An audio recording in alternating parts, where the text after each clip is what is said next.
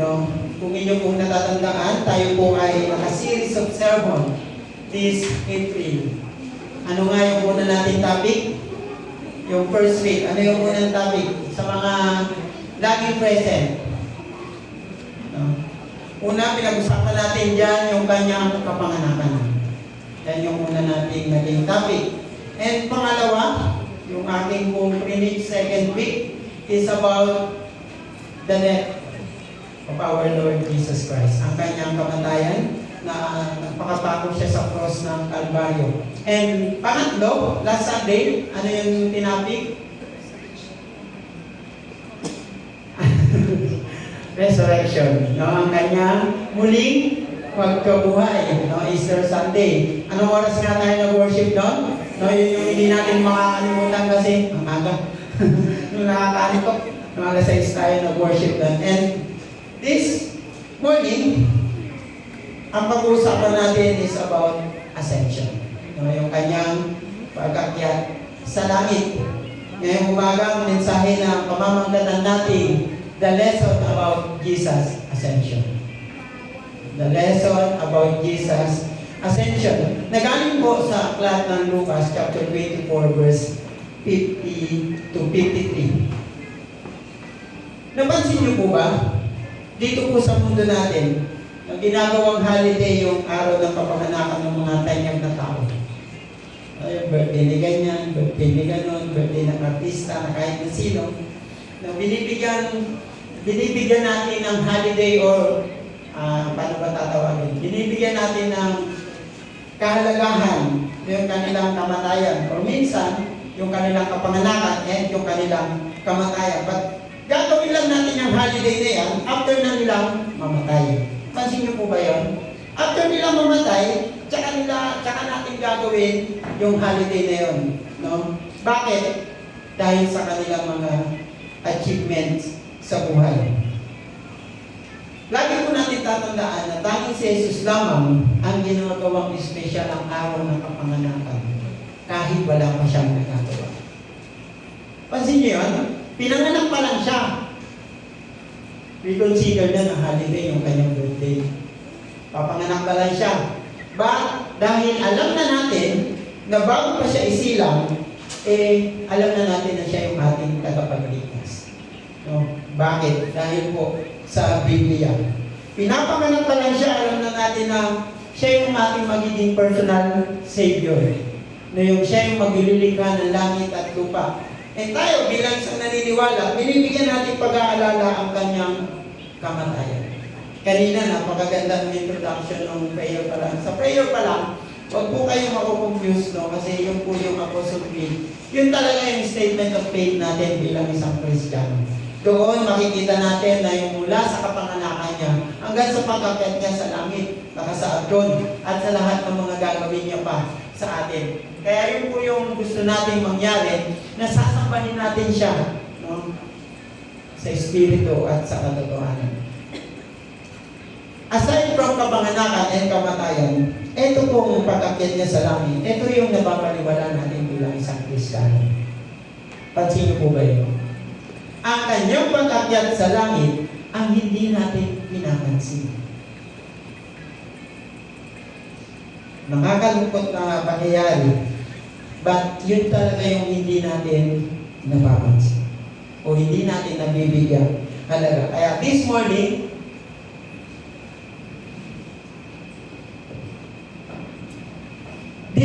dalawang bagay yung ating pag-uusapan. Dalawang bagay na pag-uusapan natin about Jesus' ascension. Okay?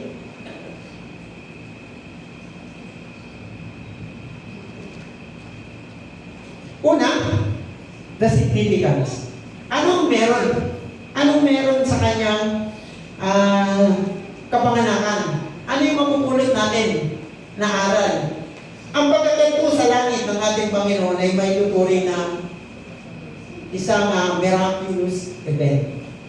No, tandaan niyo po yan. Kasama yan sa isang mahimalang pangyayari sa Bible. Bukod sa kanyang kapanganakan, pagkamatay, ito pong pag-akyat sa langit ay kasama dapat sa inaalala natin.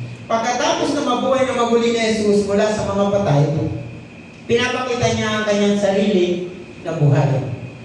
Sa mga babae malapit sa libingan, sa kanyang mga alagad, at sa mahigit 500 katao. Meron po diyang pito po yan, natitingnan natin na significant kung bakit mahalagang alalahanin natin. Una po, ang pag-akyat ni Jesus sa langit ay makabuluhan dahil ito po ay the signal of His blessing. Sabi diyan, itinaas niya ang kanyang kamay at sila'y binasbasan. Pansin niyo po ba yun? Sa talata na binasa natin kanina. Meaning to say, ito po ang umpisa ng kanyang pagpapala sa ating lahat. Napakagandang panghawakan na sa kanyang pagbasbas, nag-start na ang blessing na pwede nating matanggap. Na ipagkakaloob niya sa atin ang kanyang mga biyaya.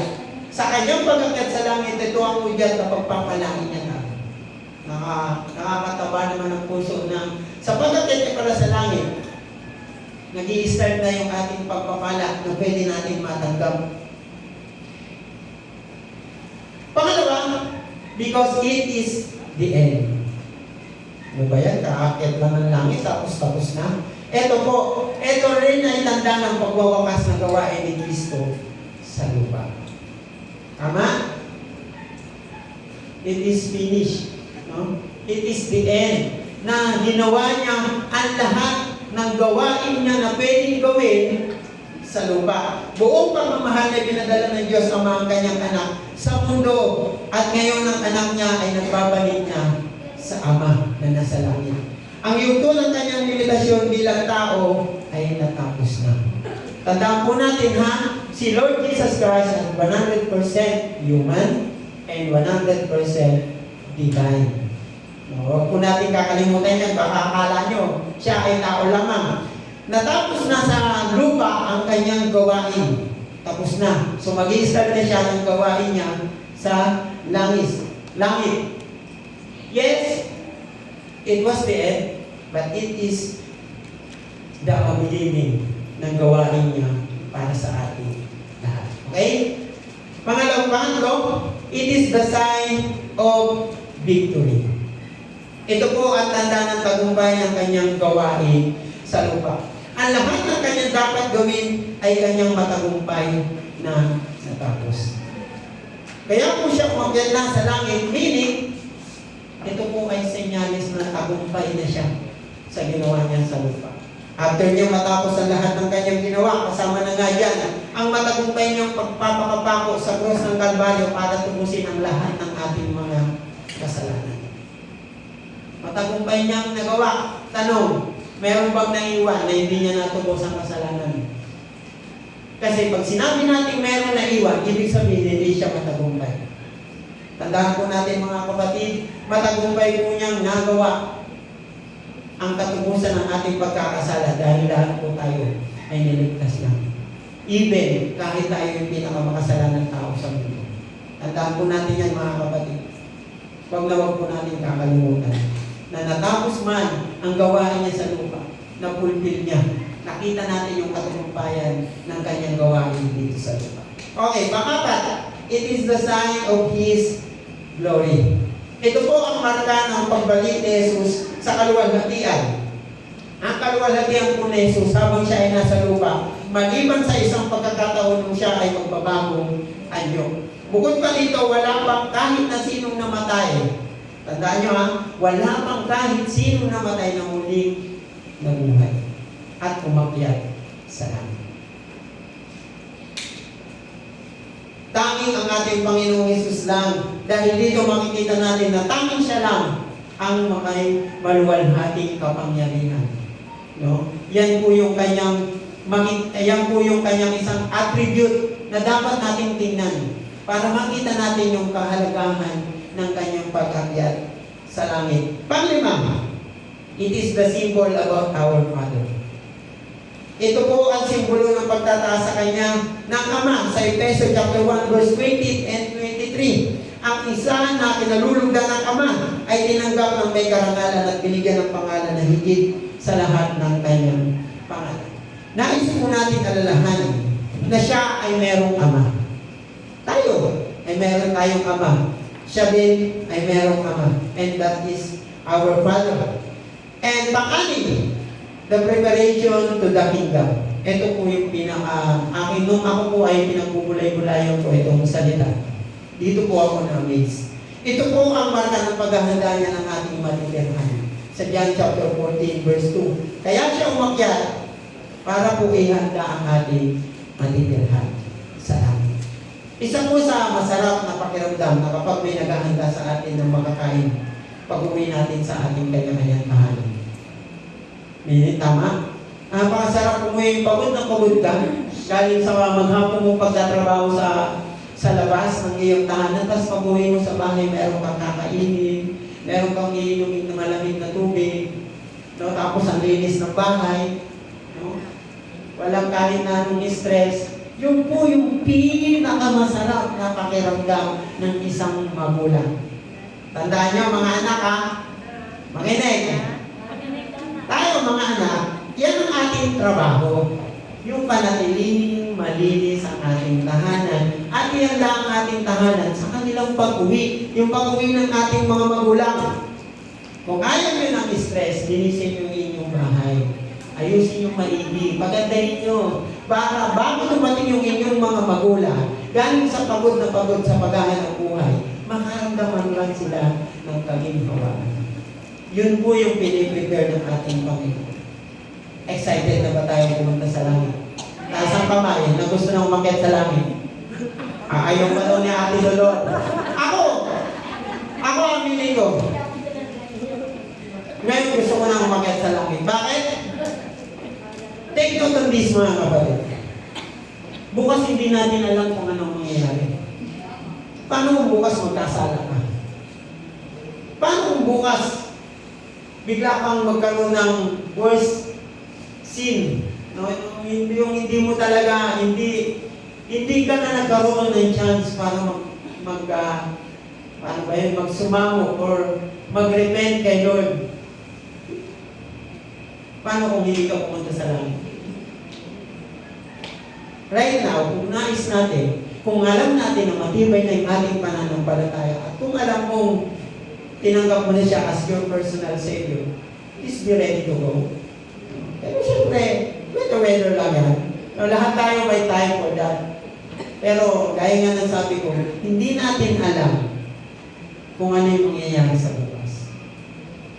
And, gusto kong isiguro ng ating Panginoon na sa pag-akyat natin sa langit, prepare na yung ating ticket. Hindi na natin kailangan mag-stress. Bakit? Kasi inanda niya na sa kanyang pag-akyat sa langit. Pang-pito, it is the preparation of His second coming. Excited ba kayo sa kanyang muling pagbabalik? Kung excited tayo, hindi tayo nakaukulang dyan. Hindi lang tayo nakikinig ng salita ng Diyos. Bakit? Ano pumili ng ating Panginoon? Siya'y babalik kapag ang lahat ng tao ay nakarinig ng salita. But, sa aming kong subject sa Bible School, meron kaming discussion question doon. Bakit daw nagpapadala pa tayo ng mga missionary sa ibang bansa? Ang dami-dami natin, we send out 1,000 of missionaries sa ibang bansa. Pero dito lang mismo sa Pilipinas, ang dami pang hindi nakakarinig ng salita ng Diyos. Sa mga ethnic group, sa bandang kabundukan ng mga Mindanao, Bisaya, marami pang hindi nakakarinig ng salita ng Diyos. And sila, hindi natin nakakabot. And ayon po sa data, makakarami pang hindi alam ang salita ng Diyos. So kung excited tayo sa kanyang pagmuling pagbabalik, dapat meron tayong ginagawa. Huwag po kayong matakot na magbahagi ng salita ng Diyos. Mga kapatid, sa isang iglap lang, pwede tayong mag-share ng Word of God. Lalo na po sa panahon natin ngayon, napakabilis lang. Isang post mo lang sa Facebook, Isang post mo lang sa Facebook, makakarating na yun sa Amerika. Makakarating na yun sa Mindanao, yung post mo. So bakit tayo natatakot ng bahagi ng salita ng Diyos? Hindi na natin kailangan sumakay ng eroplano, sumakay ng barko para lang magbahagi ng salita ng Diyos. Isang click lang, no? Sa social media. Nagagawa nga natin maglabas ng hinaing dyan sa social media eh. Pero yung Word of God, hindi natin magawa. Let's share the Word of God. Gamitin natin yung technology na ginawa ng ating Panginoon. No? Dahil yan ay ginawa ng ating Panginoon din. Sa kanyang pagkakit sa langit, disenyo yan ang kanyang muling pagbabalik. So meaning, tayo ay mayroon pa tayong dapat gawin. Sa kanyang muling pagparito upang itayo ang kanyang kaharian. Babalik siyang gaya ng kanyang pag-akyat sa langit. Literal sa katawan at makikita siyang dumarating mula sa mga ulap. Sa kanyang pagbabalik para sa ating lahat ng mananampalataya, ba't marami pa tayong kailangan gawin? Dahil marami pang hindi nakakakilala sa kanyang salita. Mga kapatid, yun po yung nakakalungkot. Kasi we are excited sa kanyang second coming. No? Hindi pa ako nakakakilala kay Lord, narinig ko na ito eh. Yung kanyang muling pagbabalik. Pero tingnan mo, ang tagal ng panahon, bakit hindi pa siya bumabalik? Naisip niyo na po ba yun? Malamang sa malamang, nung bata pa kayo, naririnig niyo na ito. Babalik na ang ating Panginoon. Pero marami pang hindi nakakarinig. Kaya hindi siya bumabalik. Mga kapatid, sa kasalukuyan, yung pito na yan yung gustong ipadama sa atin ng ating Panginoon.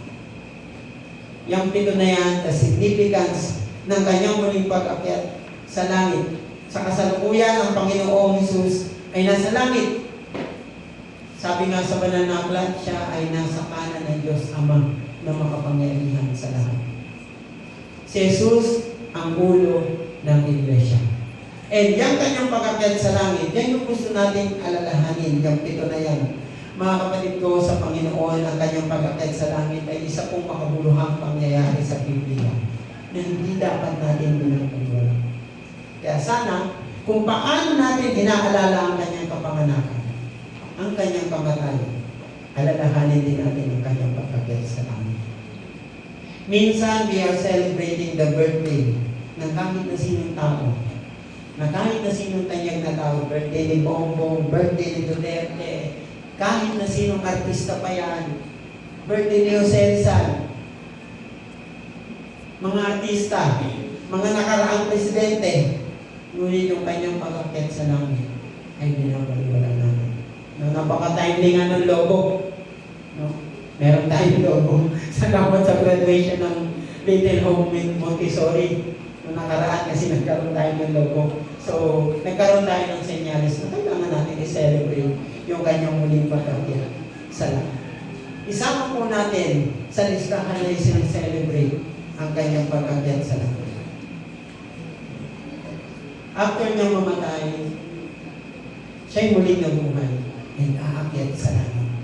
Jesus' ascension is the one of the miraculous events sa Biblia na dapat inaalala natin bilang isang naniniwala at nananampalataya sa ating Panginoon. Amen? Pangalawa, dalawa lang po yung ating pag-uusapan ngayong umaga. The action or the response. The response or the action. Next, after po natin makita ang significance ng kanyang pag-akyat sa langit, ano ang ating tugon? What are the response? Bilang isang naniniwala at nananampalataya sa Kanya. Ang ating pong response, apat na bagay po ang ating titingnan natin dito ayon sa talata na binasa natin kanina. Una, the praise and worship. Papuri at pagsamba. Nais ng Diyos na sa ating pagtugon sa Kanyang pag-akyat sa langit, ito yung una nating hakbang. Yung papuri at pagsamba. Ano po ba sabi diyan? Sila'y sinamba nila. Sa dulo po ng verse, sabi doon, nagpuri sa Diyos. Ang papuri at pagsamba ang ating pangunahing tugon sa Kanyang pag-akyat sa langit. Isang napakahalagang gawain ng isang nananampalataya. Meaning, kung tayo po ay sinasabi natin nananampalataya at naniniwala sa Diyos, dapat marunong tayong magpuri at sumamba sa Kanya. Sabi po ng Hebreo chapter 13 verse 15, ano sabi diyan? Kaya lagi tayong mag-alay ng papuri bilang handog sa Diyos sa pamamagitan ni Jesus. Papuring mula sa ating mga labi na nagpapahayag ng ating pagkilala sa Kanyang pangalan. Pag sinabi po natin word na lagi, ano po ibig sabihin nito? Minsan lang ba yun? Dapat lagi, araw-araw. Ibig sabihin mo ng lagi, dapat kahit anong sitwasyon natin, ano man ang pinagdadaanan natin, purihin natin at sampayin natin ang ating Panginoon. Pastor, napakahirap naman ang gusto mong mangyari. Punong-puno na nga ako ng problema, punong-puno na nga ako ng hinaing sa buhay. Pupuri pa ako, tsaka sasamba. Yan po ang gustong mangyari ng ating Panginoon. Na kahit anumang sitwasyon natin sa buhay, purihin natin siya at sambahin. Kagabi po, anong oras na ako nakauwi? Galing po ako sa kapatid ko na na-aksidente sa kanyang trabaho. Naputulan po siya, na-aksidente po siya sa trabaho niya. Then, ang resulta po, bilang tugon dun sa nangyari sa kanya, naputulan po, nag-undergo po siya ng operation. Pinutol po yung daliri niya dito sa gitnang kaliwa ng kamay niya, sa gitnang daliri. Tinanggal po yung kuko, pinutol po gano'n. Kasi hindi na po naibalik. So, na-accident po siya na buwan-buwan niya yung hollow blocks na tumba. Nadulas siya. And sabi niya sa akin, Kuya, bakit ako? Bakit sa akin? Bakit sa dami-daming tao ako ba? Sabi ko sa kanya, Tol, alam mo, minsan meron talagang pinapakita si Lord sa buhay natin na kailangan natin ma-realize. Minsan kasi ang kapatid ko po na yun, hindi niyo po yun mapapapasok sa simbahan. Makikita niyo lang yun sa simbahan, KPL. Kasal, binyag, libing. Doon nyo lang siya makikita. But the rest, minsan, pag birthday, nagsisimba siya, pero hindi po nyo po siya makikita nagsisimba. Hindi nyo rin siya makikita nananalangin. But sabi ko sa kanya, meron gustong ipakita ang Lord sa iyo na kailangan mo gawin. Ay kagabi, nag-pray kami habang umiiyak siya bago siya isalang sa operation. 8:30 ng gabi yung kanyang operation. Sabi ko, sa iyong pag-iyak, nakita ko kung paano ka nahihirapan. Kasi yung kapatid ko po na yun, isa lang yung mata niya. So, counted siya as PWD. Pero hindi niya kinukonsider yung sarili niya as PWD. Sabi ko ngayon, dual PWD ka na. Kasi counted na yan as PWD. Ito na yung isang daliri, yung buko, then isa na lang yung mata mo. And sabi ko sa kanya, purihin natin at sampayin natin ang Lord. Dahil naniniwala ako na may plano ang Diyos kung bakit nangyari sa iyo. What I mean is, mga kapatid, sa bawat sitwasyon natin sa buhay, huwag natin kalimutan papurihan at sampayin ng Diyos. Lahat ng nangyayari sa buhay natin, lahat yan plano niya. Naniniwala po ba kayo doon? Kasi kung hindi po kayo naniniwala doon, ako po, may malaki tayong problema. Mga kapatid, lahat ng nangyayari sa atin, kailangan natin tanggapin. Dahil yan yung gustong mangyari ng Diyos sa buhay. Naniniwala ako na merong plano ng Diyos. And yung papuri at pagsamba na yan, ay isa sa kailangan natin gawin. 5 ang dahilan din kung bakit kailangan natin gawin yung papuri at pagsamba na yan. Una, ang pagsamba at pagpupuri ay ang pagkikilala sa Diyos bilang siya ay may kaalaman, kapangyarihan at kabanalan. Tayo po bilang isang tao ay dapat mag-alay ng pagpapasako sa Diyos at sa kanyang kapangyarihan. And sa bagay na yan, makikita natin na siya ay sinasamba natin at pinupuri. Dahil kinikilala natin na siya ay makapangyarihan. Pangalawa, ang pagsamba at pagpupuri sa Diyos ay mahalaga dahil ito po ay isang anyo ng komunikasyon na nagbibigay sa tao ng lubos na kapayapaan para kausapin ang kanyang Panginoon. Tandaan niyo po sa ating papuri at pagsamba sa Kanya, yan yung way na kausapin natin ang ating Panginoon. Aside from prayer, nais ng Diyos na patuloy na palaguin ang ating komunikasyon sa Kanya, the way ng praise and worship. Praise and worship. Kanina umawit ang praise and worship team. The way ng ating pag-aawitan, kinikilala natin na siya ang ating Panginoon at personal na tagapagligtas. Pangatlo, ang pagsamba at pagpupuri ay isa ring paraan upang mapalakas ng tao ang ating spiritual na paniniwala sa Diyos. Meaning, kapag tayo po ay nanghihina, yung ating spiritual na buhay, baka kulang yung ating pagpupuri at pagsamba. Baka nahihirapan tayong purihin siya. Baka nahihirapan tayong sambahin siya. Kaya mahina yung ating spiritual na buhay. So, paano lumago yung ating spiritual na buhay? Kailangan natin siyang purihin at sambahin. Amen? Taas ang kamay ng pinupuri at sinasamba ang ating Panginoon. Amen? Dapat natin siyang purihin. Pangapat, ang tao ay sumasamba at nagpupuri sa Diyos upang lalo pang tumibay ang samahan at relasyon ng kanyang pamilya at mga kasamahan sa parehong relihiyon. Ito, pag mahina yung ating pamilya o yung pundasyon nating pamilya at yung ating relationship sa ating kapwa mananampalataya, baka may kulang. Baka every time na sila ay nagpupuri at nagsasamba sa ating Panginoon, na ikaw ay nananahimik lang sa tabi. Nanay, tatay, nakita mong nagpupuri at sumasamba yung iyong anak sa Diyos, sa inyong tahanan. Tapos ikaw, walis ka lang ng walis, luto ka lang ng luto. There's a time for everything. Pag oras po ng papuri at pagsamba, puri at pagsamba. Yung pagluluto at paglilinis ng tahanan, nandyan lang yan, bibigay yan ni Lord. Pero yung gusto niyang mangyari na pumuri, magpuri, at sumamba sa ating Panginoon, lahanan po natin ang oras. Diyan makikita na malago ang ating relasyon pamilya at yung kasama pa nating relasyon sa kapwa natin mananampalataya sa ating Panginoon. Mahalaga po yung gawain natin na yung prayer meeting. Bakit? Dito po nakikita natin na tayo ay sama-sama lumalago sa ating spiritual na buhay. Kailangan po kayo na makita sa ating prayer meeting. Bakit? Para naman magpalakasan tayo. Baka nanghihina na tayo, nanghihina na yung ating spiritual na buhay. Attend po kayo ng prayer meeting. Kailan yun? Wednesday. Ay, kala ko, hindi nila alam.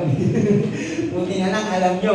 Wednesday po, 7 p.m. Para mapalago yung ating spiritual na buhay, kasama yung ating mga kapwa mananampalataya. So meaning, papuri at pagsamba ay mahalaga sa ating kapatiran o samahan upang mapatibay ang ating relasyon sa mga ito at ang ating relasyon natin sa ating pamilya. Amen? Panglima, sa pagsamba at papuri ay nabibigyan daan ng mas maaliwalas na pag-iisip at mas malinis na puso. Pastor, anong connect nun? Pansinin niyo po ito mga kapatid. Pag ikaw ay punong-puno ng problema o marami kang alalahanin, kunwari lang, mga sabihin niyo, Pastor, wala akong problema. Kunwari lang, mayroon tayong alalahanin, problema sa buhay. Try niyo mag-praise and worship. Umawit kayo ng papuri at magpasalamat sa Diyos. Sambahin niyo siya sa Espiritu at sa katotohanan. Pansinin niyo, magiging clear yung inyong utak. Magiging clear yung inyong mind. Magiging malinis yung inyong puso. Para makapag-isip ng mga dapat yung gawin sa buhay. Kung inyo pong titingnan, pag marami tayong alalahanin sa buhay, hindi tayo nakakapag-isip ng maayos. Tama? Kung ano-anong desisyon yung gagawin natin, minsan wala sa alay na gusto mangyari ng ating Panginoon. And subukan yung magpuri, sumamba sa ating Panginoon at bibigyan kayo ng malinis na isipan. Ito yung nadidisregard minsan ng tao. Ginagawa nilang maliit na bahagi lang, yung papuri at pagsamba. Pero alam niyo po, isa yun sa pinakamalaking aspeto natin bilang isang Kristiyano. Yung pagpupuri at pagsamba sa ating Panginoon. Panganin, mahalaga rin ang pagsamba at papuri dahil ito po ay isang patunay ng isang tao ay may matinding paniniwala sa kanyang Diyos. Kapag tayo po ay naniniwala sa ating Diyos, dapat kaya natin magpuri at sumamba sa ating Panginoon. Na sa pamamagitan nito ay maaari siyang magpasalamat. Tayo bilang isang tao ay marunong magpasalamat, humingi ng lakas at gabay sa araw-araw nating buhay dito sa mundo. Mahirap ba ang buhay ngayon? Mahirap talaga. Yung init nga lang ng panahon, ang hirap na eh. Pero paano kung hindi tayo marunong mag-worship? Mag-praise sa ating Panginoon, baka mas lalong mahirap. Mga kapatid, tandaan po natin na sa unang response or action natin sa ating Panginoon, praise and worship agad ang gusto niyang mangyari sa atin. Yun yung gusto niyang unang-unang gawin natin bago pa isipin ang lahat ng bagay. Next, kasama po sa response and action natin bilang isang tao. Eto, dito ako excited. Isa po sa gusto mangyari ng ating Panginoon is to share the gospel. To share the good news. Gaya nga po na sabi ko kanina, kung excited tayong bumalik ang ating Panginoon, dapat may ginagawa na tayo. Kasama po ang pagbabahagi ng salita ng Diyos. Ano po ba ang sabi doon? Sila'y bumalik sa Jerusalem. Ang kanilang pong pagbalik sa Jerusalem ay may purpose. And is to share the good news. Marcos chapter 16 verse 19 to 20. Pagkatapos magsalita sa kanila ng ating Panginoong Yesus, sinakit siya sa langit at umupo sa kanan ng Diyos. Sabi doon, pumayo ang kanyang mga alagad at nangaral sa lahat ng dako. Sinamahan sila ng Panginoon sa gawain ito at pinatunayan ang kanyang salita sa pamamagitan ng mga tandang kalakip nito. Isipin po natin na ang pag-akyat sa langit ng ating Panginoon ay panimula ng kanyang utos. Ano ba yung utos niya? Ano ang utos niya? Nung bukod dun sa mahalin mo ang iyong kapwa, napakarami yung utos kung tutusin. Isa po sa kanyang utos ay yung ibahagi ang salita ng ating Panginoon. And tingnan niyo po yung ginawa ng kanyang mga alagad. Automatic, bumalik sila sa Jerusalem at nag-aral doon. And huwag po kayong matakot na mangaral ng salita ng Diyos dahil kasama po natin ang ating Panginoon. Hindi po tayo nag-iisa. Hindi po tayo nag-iisang nagbabahagi ng salita ng ating Panginoon. Ang utos po na ito ay iniwan niya sa ating lahat. Hindi lamang po sa mga alagad, bagkus sa ating po lahat. Habang umaakyat siya patungo sa langit. Next, heart with full of joy. Sa kanyang pag-alis dito sa lupa, nais ng Diyos na magkaroon tayo ng pusong punong-puno ng kagalakan. Taas ang kamay ng merong kagalakan sa kanyang puso. Sana lahat tayo. Lahat tayo punong-puno ng kagalakan. Amen? Taas ang kamay na may problema. Lahat tayo, siyempre meron. May tao ba walang problema?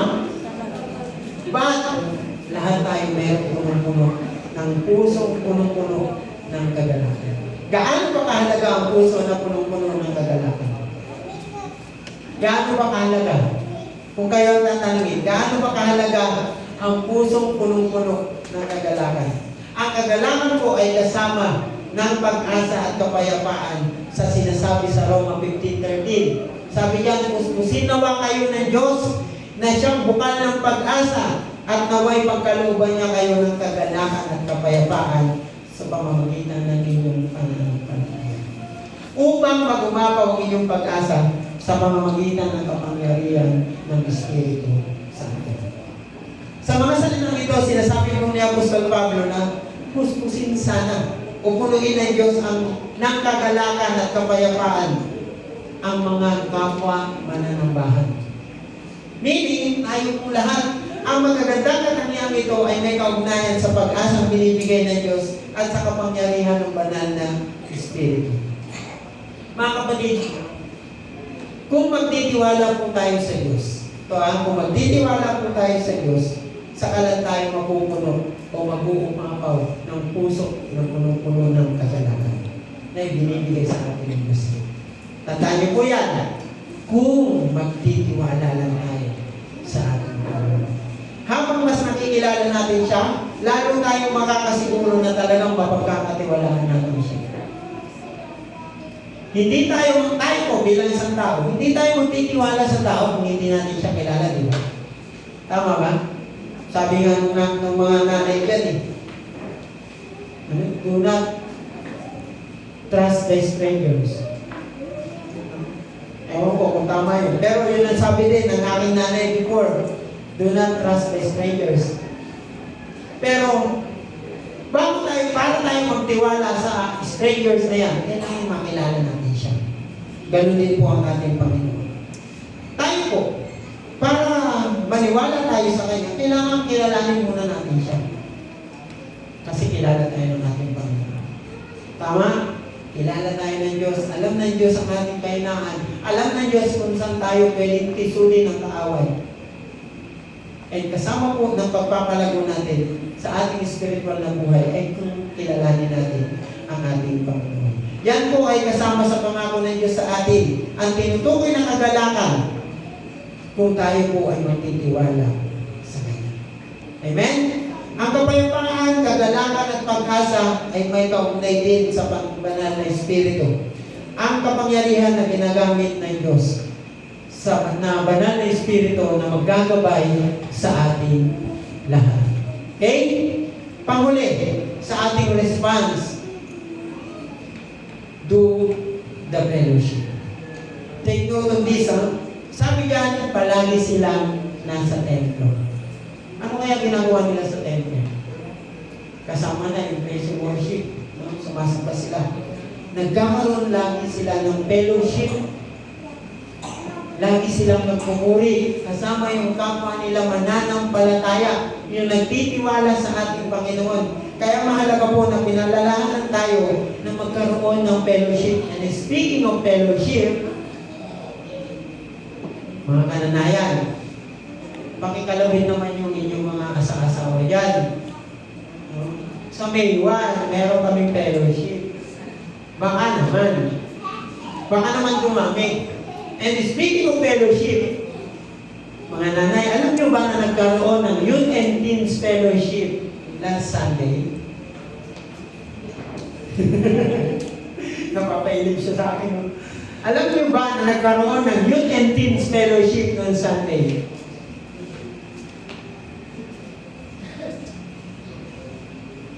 Meron ako na, pagkatapos ng fellowship noong Sunday, pagbaba ko dyan sa baba, meron ako nakakita ng isang kabataan. Sabi ko, bakit hindi ko natin ng Youth and Teens Fellowship? Sabi niya, nakalimutan ko po, Pastor. Nakalimutan mo, pero nandiyan ka sa court. Ito lang ang court, ito lang ang simbahan. Nakalimutan daw niya. Pero ayaw mo na. Gaano kahalaga ang pag-attend ng fellowship? Mga kapatid, gaano kahalaga ang pag-attend ng fellowship? Gaya ng prayer meeting, kagaya ng prayer meeting, dito rin napapalago yung ating spiritual na buhay. Dito nakakasama natin yung ating mga kapwa mananampalataya na kapwa nag-i-struggle din sa buhay. Minsan, alam nyo, eto, para sa akin ewan ko lang kung sa inyo, para sa akin, napakasarap kumatin ng fellowship. Bakit? Kasi minsan sa fellowship, may makakakwentuhan ka dyan. May makakakwentuhan ka dyan.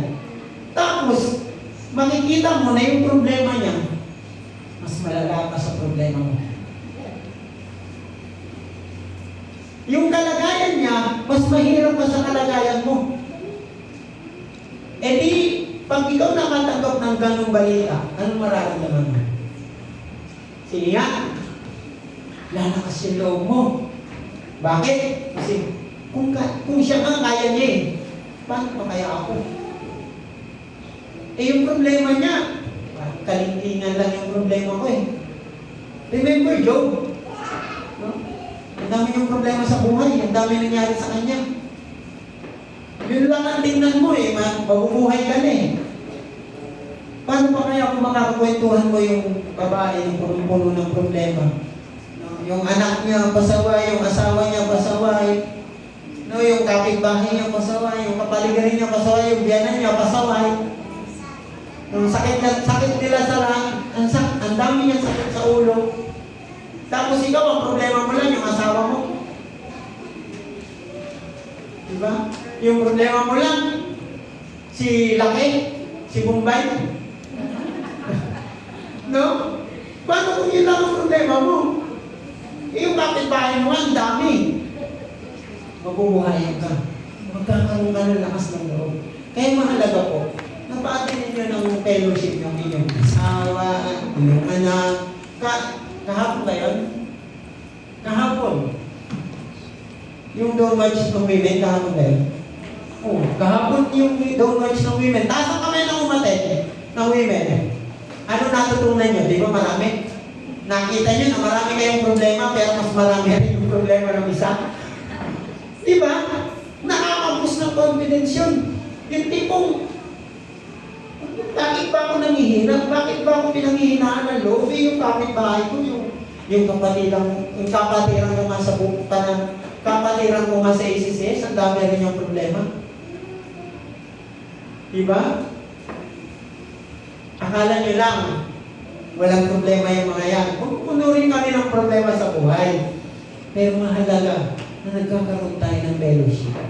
Para magkaroon tayo ng lakas ng loob, lumaban sa buhay. Huwag niyo pong kakalimutan yan, no? Kalalakihan, May 1. Ang Don't March, ang women, hindi ko pa alam kung anong darating na schedule nila. Pero ang youth and teens, May 18, kung di ako nagkakamali, mga ganun.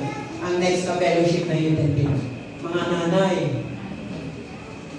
13 lang po kami umaten ng youth and teens fellowship nung nakaraan.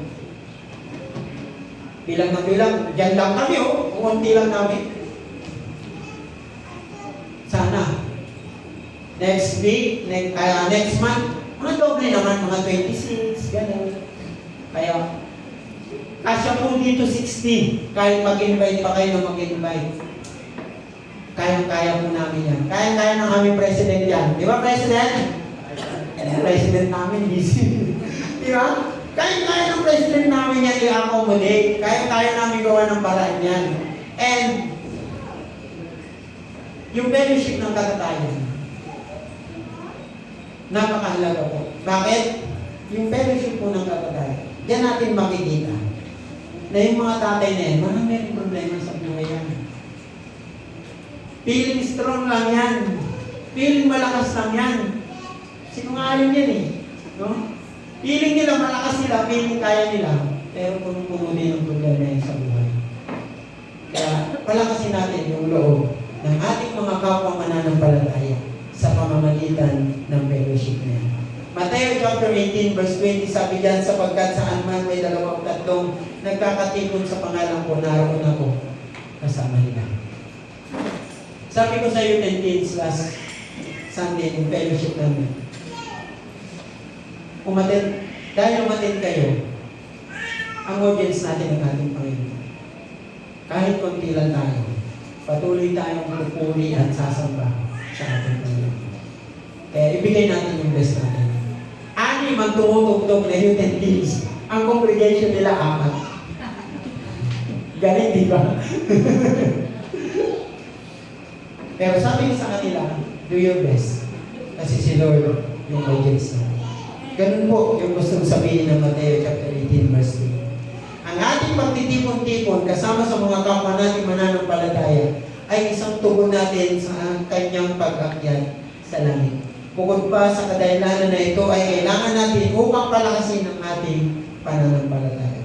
Sa tuwing tayo ay nagkakatipon-tipon, kagaya po ng fellowship at ibang mga gathering sa pamamagitan nito, inaalala natin ang kanyang pag-akyat sa langit.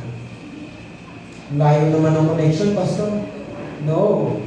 It is connected. Connected po yun na pag-alala natin sa kanyang pag-akyat sa langit ang pagkakaroon ng fellowship. Diba? Sabi diyan, nasa templo, nagpupuri. So meaning, nagkakaroon sila ng fellowship. Okay? Mga kapatid, sa ating conclusion, yung dalawang bagay na yun, the significance and the response. Ang kanyang pag-akyat sa langit ay isa po sa mahalagang pangyayari na naganap sa history na nakatala sa Biblia patungkol sa buhay ng ating Panginoong Yesus. Ito po ay dapat natin alalahanin. Huwag natin paliwalayin. Dahil ito po ay may kabuluhan, ito po ay may kwenta. Ika nga. May silbi. Ang kanyang kapanganakan at kamatayan ay hindi natin pwedeng disregard. But kasama po dyan ang kanyang pag-akyat sa langit. Dahil bukod sa ito ay may malang event, ito po ay may kabuluhan because it is the end. Ito po ang tanda ng pagwawakas ng gawain ni Kristo sa lupa. It is the sign of victory. Tanda ng tagumpay ng kanyang gawain sa lupa. It is the sign of His glory. Marka ng pagpabalik ni Jesus at tanda ng kanyang kaluwalhatian sa kapangyarihang Panginoon. Nakita rin natin na ito ang simbolo ng pagtataas sa kanya ng Ama. Kasama rin sa kabuluhan nito ang paghahanda niya ng ating matitirhan. And doon pa lang, napakasarap na sa pakiramdam mo. Hinahanda niya yung ating matitirhan. And tayo bilang isang mananampalataya, dapat na tayo ay may tugon o may gagawin tayo. Kailangan natin magpuri at sumamba dahil wala pong ibang Diyos na dapat natin purihin at sambahin sa Espiritu at sa katotohanan. And pag tayo po ay nagpupuri, na pag-uusapan natin kung bakit mahalagang pagsamba at pagpupuri sa ating Panginoon, kasama din sa tugon natin ang pagbabahagi ng magandang balita sa iba. Sa mga kapatid ay expert. Sa pag-uwi natin, ibahagi natin sa ating kapwa ang ating natutunan. Kung gaano kabuti ang Diyos sa buhay natin. Lalo na doon sa mga taong hindi pa nakikilala sa Kanya. And dapat meron na tayong pusong punong-puno ng kagalangan. And panghuli, let's do the fellowship. Kasama ang kapwa natin mananampalataya. Hindi lang para magpalakasan, kundi para lalahanin ang kanyang pag-akyat sa langit. Nawa mga kapatid, after neto, after ng Sunday worship na ito, isingit na natin sa ating isipan na alalahanin ang pag-akyat ng ating Panginoon sa langit. Amen? Alalahanin natin ang pag-akyat ng ating Panginoon sa langit. Let's celebrate the Jesus Ascension. Amen? Sa mapagpalang umaga po muli sa lahat.